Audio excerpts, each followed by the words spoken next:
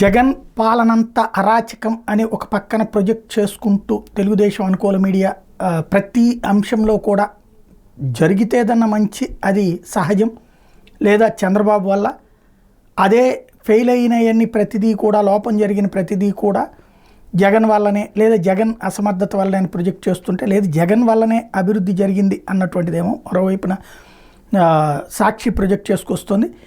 తాజాగా 5 ఏళ్లలో జీఎస్టీపీ 31.04% వృద్ధి చెందిందని, వైఎస్ఆర్సీపీ హయాంలో వ్యవసాయ రంగం అభివృద్ధి 16.46% పెరిగిందని, 2 ఏళ్ళు కోవిడ్ సంక్షోభంలో కూడా తయారీ రంగం 58.39% వృద్ధి చెందిందని, 5 ఏళ్లలో పారిశ్రామిక రంగం 46.62%, నిర్మాణ రంగంలో 41.5% వృద్ధి చెందింది అన్నటువంటి విషయాన్ని హైలైట్ చేసుకొచ్చారు. ఇక్కడే జగన్ పాలనలో 5 ఏళ్లలో స్థిర ధరల ఆధారంగా రంగాల వారీగా వృద్ధి పెరుగుదల జనాభా పెరుగుదల ఎట్లా ఉందంటే 6,26,614 కోట్లు చంద్రబాబు హయాంలో ఉంటే 8,20,893 కోట్లు 23-24 నాటికి ఉంది జీఎస్డిపి.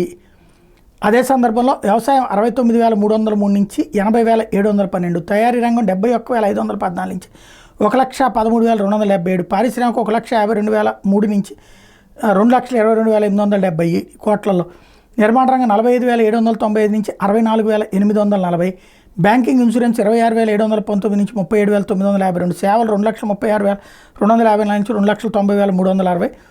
ఓవరాల్గా ఈ స్థాయిలో పెరిగింది అన్నటువంటి విషయాన్ని హైలైట్ చేస్తూ తలసరి విద్యుత్ లభ్యత పెరిగింది, సామాజిక రంగానికి పెద్దపీట వేశారు, ఇట్లాంటి టోటల్గా రాసుకొచ్చారు. జగన్ హయాంలో 1.35 లక్షల కోట్లు ఆదాయం పెరిగింది, పన్నుల ఆదాయం.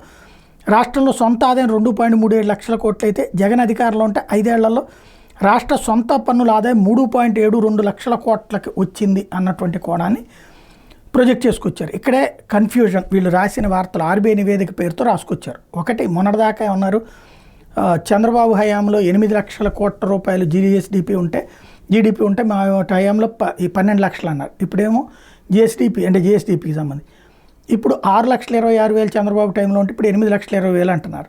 ఇది ఒక ఆస్పెక్ట్. రెండోది వచ్చేటప్పటికి సొంత పన్ను ఆదాయం, రాష్ట్ర సొంత పన్నుల ఆదాయం 1,35,000 కోట్ల రూపాయలు ఎక్కువగా పెరిగింది అని చెప్తున్నారు.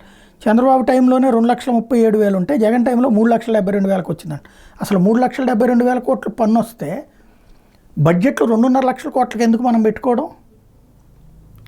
ఇది చాలా పెద్ద కన్ఫ్యూజన్గా ఉంది, అంత గందరగోళంగా ఉంది.